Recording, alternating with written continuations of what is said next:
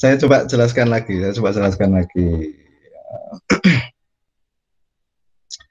Jadi teori atau ilmu pengetahuan modern atau positivisme itu akan mencoba menjelaskan hakikat nafa dari aspek-aspek yang tidak berubah. Nah, sekarang pertanyaannya lalu kemudian adalah, apa mungkin itu bisa dilakukan? Apa mungkin kita bisa menjelaskan hakikat nafa yang tidak berubah? Konsistensi kata nafa. Oke, kita ikuti logikanya nafa. Konsistensi itu apa sebetulnya? Konsistensinya nafa itu waktu kecil dengan sekarang beda. Jadi kalau gitu konsistensi itu bukan bagian yang tidak berubah dari nafa. Kenapa? Karena waktu kecil dia menyukai apa misalnya suka pakai sabun bayi misalnya, begitu besar enggak lagi mandinya pakai sabun dewasa bukan sabun bayi misalnya. Itu berarti ada aspek konsistensi yang ternyata tidak sekonsisten yang dibayangkan oleh nafa. Waktu kecil beda dengan waktu besar. Jenis kelamin misalnya. Jenis kelamin itu bicara tentang apa? Atau jenis kelamin berarti bicara tentang fungsi-fungsi reproduksi. Sama juga, nafa waktu kecil itu beda kalau dalam konteks aspek reproduksinya.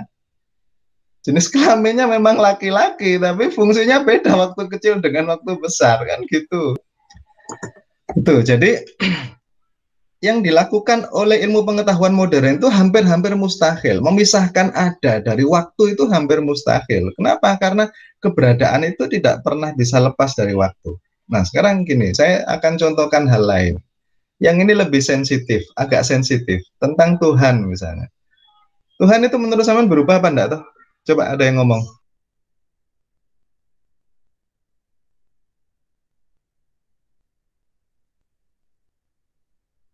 Enggak berani, Ra? Enggak berani. Khawatir mengganggu keimanan atau gimana? Jadi kita coba untuk melihat apakah memang Tuhan itu misalnya ada hakikat dari Tuhan yang tidak berubah. Jadi ada hakikat dari Tuhan yang berupa keapaan tadi itu, apa? Tuhan itu apa? Nah, kalau mau menjelaskan berdasarkan perspektif ilmu pengetahuan modern, kita harus menemukan aspek Tuhan yang tidak berubah. Nah, pertanyaannya kemudian, benarkah Tuhan itu tidak berubah? Nah, coba ada yang bicara menambahkan lagi. Sire, ada khawatir terganggu keimanannya. Ini kita malah mencoba untuk menyelesaikan, kita malah mencoba untuk memurnikan iman. Kalau kalau dalam bahasa saya sih seperti itu. Ada pertanyaan-pertanyaan yang harus kita jawab. Kita tidak bisa terus menghindar.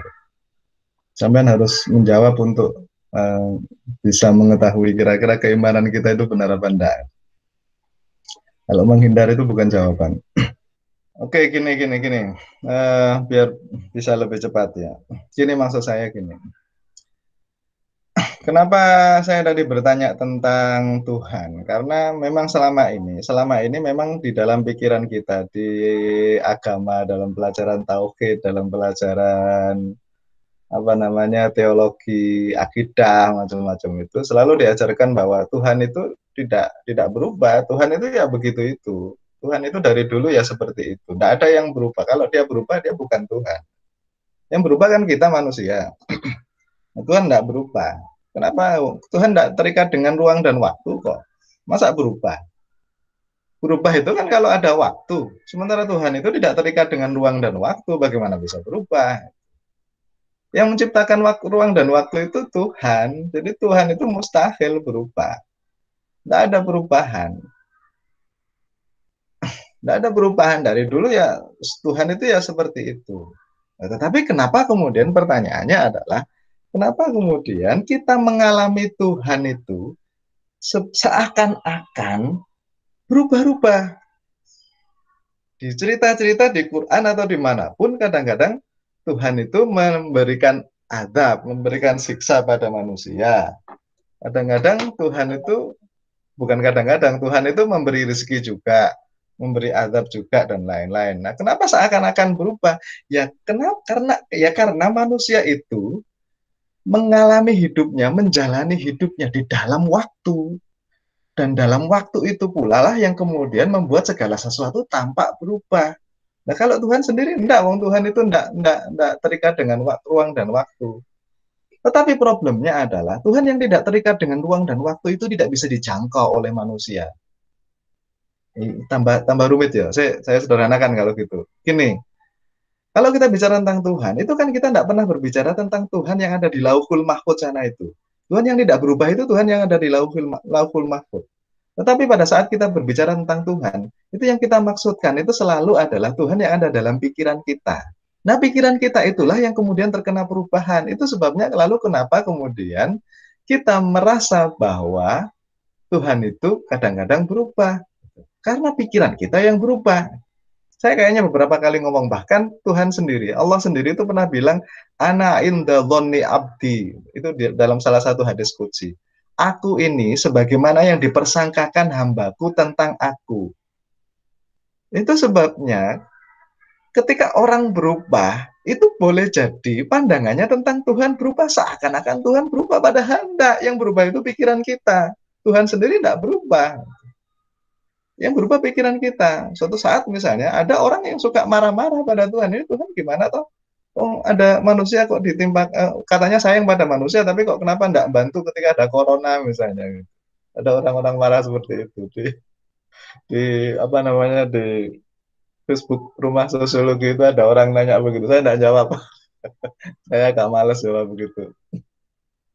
Tapi oke lah sekarang. Kenapa orang bisa berpikir seperti itu? Ya karena pikiran orang yang berubah. Pikiran kita itu berubah. Persepsi orang tentang Tuhan itu berubah. Tuhan sendiri tidak pernah berubah. Apakah lalu kemudian sifat maha penyayang itu luntur hanya karena problem corona misalnya? Yo, enggak bisa begitu. Itu kan persepsi manusia. Persepsi manusianya itu yang berubah. Gitu. Sama juga dengan ketika orang mengalami perubahan. Ada orang yang awalnya tidak bertuhan, tidak percaya dengan Tuhan, lalu kemudian berubah menjadi percaya pada Tuhan. Loh, sekarang jadi aneh gitu. Tuhan yang semula tidak ada bagi dia itu, sekarang jadi ada. Nah, yang berubah apa? Yang berubah pikirannya sebetulnya, bukan Tuhannya. Tuhan tidak berubah. Atau misalnya, semula percaya dengan Tuhan, tapi lalu kemudian 1 tahun berikutnya dia tidak percaya dengan Tuhan. Itu Tuhan jadinya menghilang gitu. Kan ya tidak begitu. Yang berubah itu adalah kepala manusia. Jadi unsur yang berubah-ubah itu adanya di dalam diri manusia, adanya di dalam kepala manusia. Ada memang hakikat yang tidak berubah, tetapi dia berada di luar kepala manusia, seperti Tuhan misalnya. Tuhan yang ada di Lauhul Mahfuz itu tidak berubah. Cuma dia tidak bisa dijangkau oleh kepala manusia. Yang bisa dijangkau oleh kepala manusia ya tergantung pada persepsi manusia. Ana inda dhonni abdi tadi itu. Aku ini, kata Tuhan, aku ini sebagaimana persangkaan hambaku kepadaku. Kalau menurutmu aku ini maha pemarah, jadi aku seakan-akan Tuhan itu pemarah. Gitu. Kalau menurutmu Tuhan itu maha pemurah, ya jadinya Tuhan itu maha pemurah. Kalau menurutmu Tuhan itu suka senyum ke sampean, ya jadinya Tuhan itu ramah. Jadi gitu. Jadi persepsi hamba itu menentukan bagaimana dia menyikapi Tuhan. Yang berubah itu persepsi hambanya, bukan Tuhan itu sendiri. Nah, apa yang ingin saya maksudkan dengan itu adalah kalau kita menjalani dunia ini tidak pernah bisa lepas dari pikiran kita. Kalau manusia menjalani dunia ini tidak pernah bisa lepas dari pikiran kita, maka tidak mungkin ada sebuah pengetahuan yang tidak berubah, itu mustahil. Pengetahuan itu selalu muncul dari kepala manusia kok. Memangnya sampai bisa memunculkan pengetahuan tanpa campur tangan kepala manusia kan? Tidak. Mungkin tidak sampai bisa mendefinisikan hakikat dari kenafaan tadi itu tanpa campur tangan kepala sampean. Tidak bisa. Jadi selain bahwa nafa itu sendiri bisa berubah-ubah, di dalam nafa itu sendiri bisa berubah-ubah. Dia pergi ke sawah berubah, pergi ke mall berubah, pergi ke kampus berubah misalnya. Selain bahwa nafa itu sendiri berubah-ubah, kalau pembicaraan kita tentang Tuhan itu kan beda. Tuhannya sendiri tidak berubah, yang berubah persepsi kita tentang Tuhan. Nah, yang ini beda lagi. Selain bahwa nafa itu berubah-ubah, kita sendiri di kepala kita mempersepsikan nafa itu berubah-ubah. saat tidak akrab misalnya, kita akan mempersepsikan nafa berdasarkan kesan awal tentang nafa. Oh, nafa itu kayak apa tuh misalnya? Wow, orangnya kayaknya begini-begini. Nah, begitu kemudian Anda kenal lebih jauh, ternyata, oh ternyata orangnya baik misalnya. Jadi berubah, yang berubah kita, nafanya sendiri tidak berubah. Gitu. Jadi dalam konteks pengetahuan manusia di dunia nyata, itu bukan hanya kepala kita yang mempersepsikan sesuatu itu yang berubah, yang memikirkan sesuatu itu yang berubah, tetapi sesuatunya itu sendiri juga berubah. Nah kalau gitu hampir-hampir mustahil, bukan hampir mustahil, memang bagi saya mustahil, kita bisa menemukan pengetahuan sejati yang bebas dari waktu itu tidak ada. Semua pengetahuan itu terkena hukum perubahan. Jadi mustahil orang bisa menemukan nomos atau teori-teori yang bersifat universal, teori-teori tentang segala sesuatu yang bisa diterapkan kapanpun dan dimanapun, sama saja itu mustahil. Nah, itu yang dikritik oleh teori kritis. Jadi mustahil memisahkan apa dari waktu, itu mustahil. Apa itu sesuatu yang tidak berubah, sementara waktu itu sesuatu yang berubah-ubah. Tidak bisa. Apa itu selalu hidup di dalam waktu. Mana mungkin kemudian bisa dipisahkan. Adanya apa? Kalau kita bilang apa itu ada, itu ya. Nafa itu ada tadi itu. Itu selalu maksud kita dengan ada itu terkait dengan waktu, ada di sini dan saat ini. Besoknya lagi dia berada di tempat lain kan. Jadi mustahil orang bisa memisahkan ada dari waktu, itu mustahil. Nah, itu yang dikritik habis-habisan oleh teori kritis. Menurut ilmu pengetahuan modern dengan perspektif positivismenya, mungkin untuk memisahkan ada dari waktu. Ada itu adalah teori murni yang bebas dari pengetahuan tadi itu. Yang bebas dari waktu tadi itu, yang bebas dari kepentingan-kepentingan manusia. Sementara waktu itu mewakili sejarah, mewakili perubahan-perubahan. Jadi kalau kita bicara tentang waktu itu kan kita bicara tentang apa yang dialami oleh manusia di masa-masa yang berbeda. Nah, yang dialami manusia itu apa? Ya macam-macam, pertarungan kepentingan, kultur yang berubah, etnis yang berbeda, tradisi-tradisi yang terus berubah. Jadi yang dimaksud dengan waktu itu adalah semua hal yang berkaitan dengan aspek yang sifatnya manusiawi. Aspek yang sifatnya manusiawi itu semua hal yang berkaitan dengan manusia, mulai dari warna kulit, ras, agama, kultur, kepentingan-kepentingan, hasrat, dan macam-macam kebutuhan biologis, semua itu berkaitan dengan manusia. Yang itu lalu kemudian berpengaruh terhadap teori-teori yang diciptakan di dalam ilmu pengetahuan. Bagi teori kritis mustahil, hal-hal itu bisa dipisahkan dari ilmu pengetahuan, itu mustahil.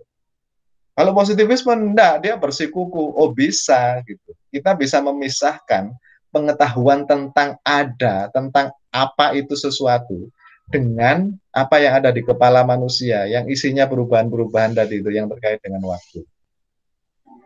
Nah, itu kritik dari teori kritis atas positivisme.